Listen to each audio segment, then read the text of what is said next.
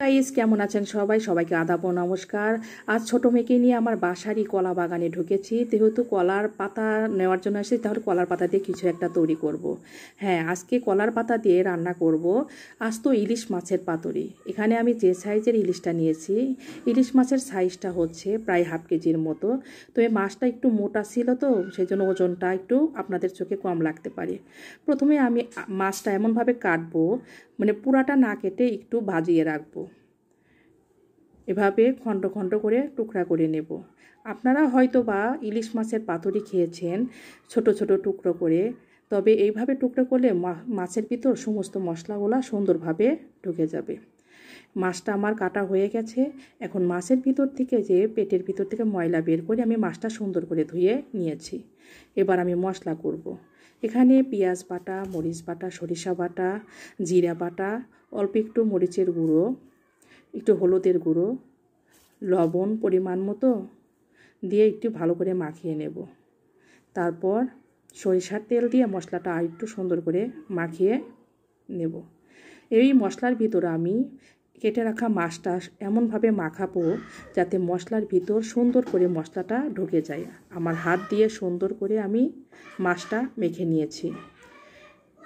এভাবে মাছটা প্রায় রান্নার 10 মিনিট আগে মাখিয়ে রাখবেন।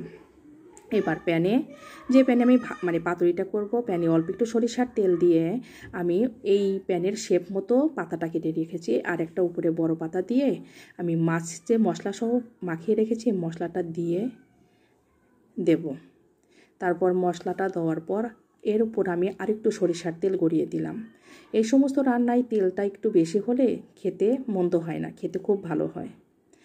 এবার মাছটা আমি সুন্দর করে ঢেকে তারপর আমি চুলায় বসিয়ে দেব। আমার একটা পাতাতে ঢাকা হলো না, আমি পরবর্তী আর একটা পাতা দিয়ে এবার প্যানটা আমি চুলায় বসিয়ে দেব, সুন্দর করে ঢেকে দেব। আর আমাদের যে ওই ঢাকনার যে ছিদ্রটা আছে, ছিদ্রটা একটা টিস্যু টুকরো পেঁচিয়ে আমি 20 মিনিটের জন্য দমে রেখে দেব। 20 মিনিট পর ঢাকনাটা খুলে দেখুন আমার পাতাটা, উপরের পাতাটা পর্যন্ত সিদ্ধ হয়ে গেছে। আমি দেখি মাছটা যদি সিদ্ধ না হয় আমি ঢেকে রাখবো। দেখুন মাছটা আমার সুন্দর সুসিদ্ধ হয়ে গেছে এবং মশলার উপরও তেল উঠে আসছে। কত সুন্দর হয়েছে। তৈরি হয়ে গেল আমাদের আস্ত ইলিশ মাছের পাতুরি। এখান থেকে আমরা এক টুকরা করে মাছ সবাইকে খেতে দিতে পারবো।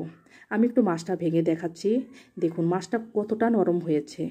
এই মাছ সহ আর মশলা সহ ভাত মাখিয়ে খেতে খুবই মজাদার। আমার বাচ্চাদের তো খুব পছন্দের খাবার ইলিশ মাছের পাতুরি। আমার ছোট মেয়ে রিভিউ দিচ্ছে, সে খুব পছন্দ করে। আমার ভিডিওগুলো যদি ভালো লাগে তাহলে অবশ্যই ভিডিওতে আমার পেজ থেকে ফলো দিয়ে রাখবেন, আর যদি ইউটিউব থেকে দেখেন অবশ্যই একটু সাবস্ক্রাইব করে দিবেন। ধন্যবাদ বন্ধুরা।